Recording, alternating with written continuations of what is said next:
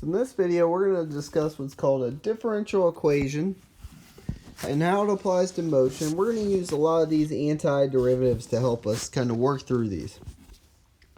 So an equation in the form dy dx equals f of x is an example of a differential equation. It's not the only kind. We're going to look at some more further ones in chapter 11. But if you see dy dx equals some other function, that is a type of differential equation. Now recall, dy dx is the derivative of y with respect to x. So this means the solution to a differential equation means to find some y that when you take its derivative, you're going to get that function. So in other words, we're going to use some antiderivatives. So we're going to look at an example. This one says find the general solution to the following equation. Dy dx equals 2x. So what we want is some function y equals that when we take its derivative, we're going to get 2x. Well, we know the answer to that then would simply be the antiderivative of 2x. And the antiderivative of 2x is x squared plus c. So if we let y equal x squared plus c, we can check to see if that's true. So what we're saying is dx of y should be 2x. And y is x squared plus c. Well, if I take the derivative of x squared plus c, you should get 2x, which you do. So y equals x squared plus c.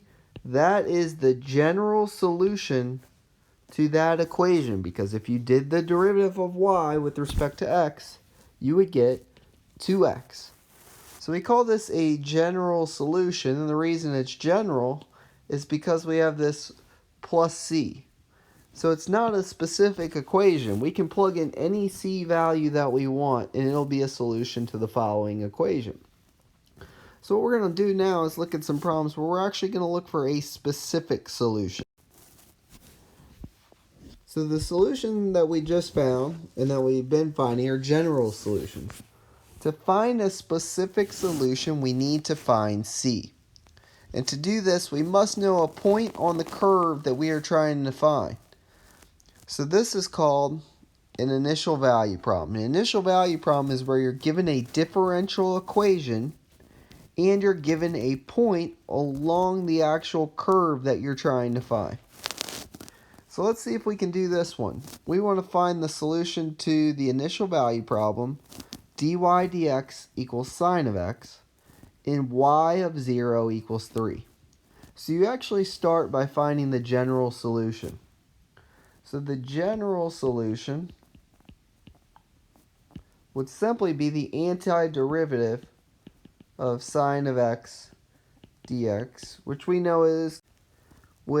now know is negative cosine x plus c. So far we have y equals negative cosine of x plus c as a solution to dy dx equals sine x. But we more specifically want the solution when y of 0 equals 3. Well, that's actually a point there. 0, 3. We're going to use that and plug it into our general solution. 3 equals negative cosine of 0 plus c. 3 equals negative 1, because cosine of 0 is 1, plus c. And if we added 1 over, c would be 4. So the specific equation that we're trying to find here is y equals negative cosine of x plus 4. That would be a solution to the differential equation dy dx equals sine x, and it goes through the point y of 0 equals 3, or in other words, the point 0, 3. Alright, so let's look at a practical application, an important one. And that's how differential equations in motion are related. So recall, the derivative of position is velocity, and the derivative of velocity is acceleration. Because of this, the antiderivative of velocity will give you position, and the antiderivative of acceleration is velocity. Another important note from physics. The derivative of velocity is acceleration, as we previously discussed. And gravity produces a negative acceleration on an object. Because if you think about an object, if it's trying to move vertically, or even if it's moving down, gravity is pulling the object back to Earth. So anything that's off the ground has this negative acceleration. So we say dv dt, that is actually acceleration, right? The derivative of velocity equals negative g. And g is going to be one of two numbers depending on the units in the problem. We're either going to use 9.8 or 32. So the acceleration from gravity is going to be either negative 9.8 meters per second squared or 32 feet per second squared.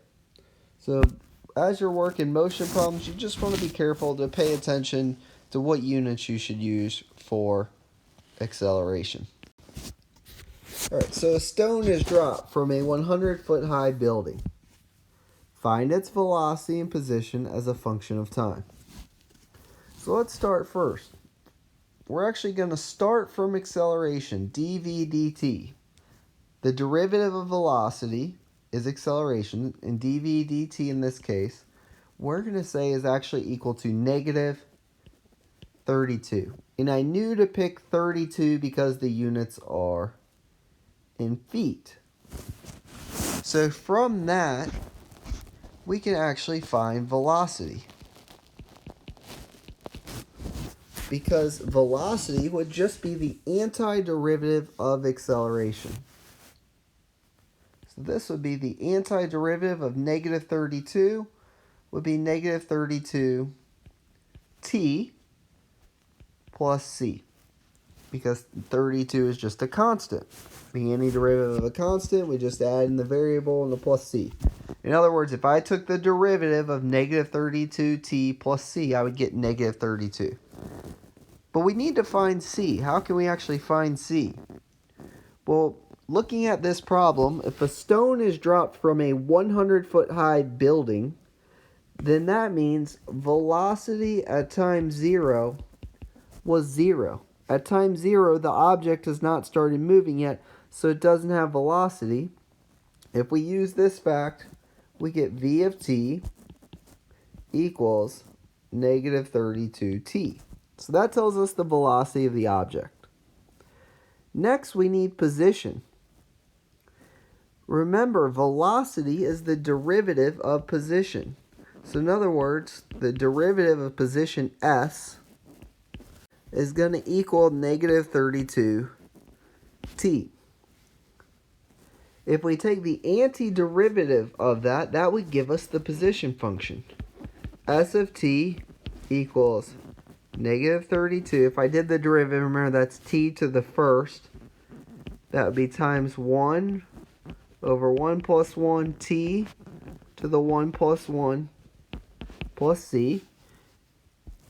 S of t equals negative 32 times 1/2 is negative 16 t squared plus c. Well, in this case, how are we going to find c? Well, I'm going to go back to the original idea. The stone is dropped from a 100-foot high building. That tells me s of 0 is 100 for this problem. At time 0, the height of the object was 100. That's the position of it. So s of t equals negative 16 t squared plus 100. So now I have two different functions, one for velocity and one for position using antiderivatives. So when does the object hit the ground? Well, if you're trying to answer when the object hits the ground, we're actually going to use the position function. So the position function, s of t, we're trying to answer when would the position be 0 or would the height be 0. So we're trying to answer the question, when does 0 equal negative 16t squared plus 100? Solving that for t, negative 16t squared equals 100. Sorry, equals negative 100, I should say. Dividing by negative 16, t squared equals 100 over 16. Taking the square root would actually give us a plus or minus, but we don't care about negative time. T would equal 10 over 4. And if we just slide over here, 10 divided by 4 is really 2.5. And our units are going to be seconds. How do I know that's seconds? Well, if I think back to the gravity function, the units were feet in seconds. So we're answering time in seconds here.